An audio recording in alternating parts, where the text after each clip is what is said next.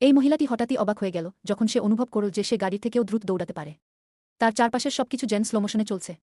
যখন সে একটি গাড়ির পাশ দিয়ে ছুটে গেল তখন তার কোমরে বাঁধা বেল্ট এত দ্রুত দুল যে গাড়ির সাইড মিরর ভেঙে ছিটকে পড়ল। সে সঙ্গে সঙ্গে বুঝে গেল কিছু একটা গণ্ডগোল হয়েছে।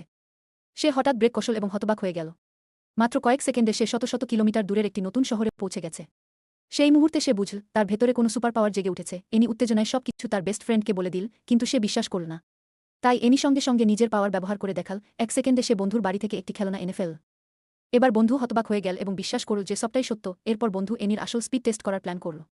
তারা দুজন রানিং ট্র্যাকে গেল। এনি দৌড় শুরু করল। মেশিন তার গতি দেখাল ঘন্টায় 602 কিলোমিটার। কিন্তু এনি বুঝল সে আরও দ্রুত যেতে পারে।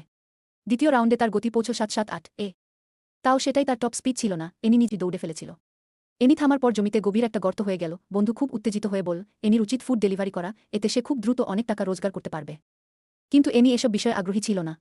সে এটাও লক্ষ্য করল যে প্রতিবার পাওয়ার ব্যবহার করার পর তাকে প্রচুর খেতে হয়, না হলে এনার্জি শেষ হয়ে যায়। তবুও তার সুপার পাওয়ার তার জীবন খুব সহজ করে দিয়েছিল। সে পুরো বাড়ি 1 সেকেন্ডে পরিষ্কার করতে পারত। অফিসে যেতে যেখানে 1 ঘন্টা লাগত সেখানে এখন মাত্র কয়েক সেকেন্ড লাগে। তারপর একদিন অফিস থেকে বাড়ি ফেরার পথে এনি আবার স্পিড মোড অন করল। কিন্তু কিছুক্ষণ পর সে বুঝল কিছু একটা ভুল হচ্ছে। তার শরীর ফিকে হয়ে যাচ্ছে, যেন সে অদৃশ্য হয়ে যাচ্ছে। ঠিক তখন তার সামনে বাতাসে এক অদ্ভুত ফাটল ক্র্যাক খুলে গেল। এনি কিছু বুঝে ওঠার আগেই সে পূর্ণ গতিতে সেই ফাটলের ভেতরে ঢুকে গেল। এরপরের অংশ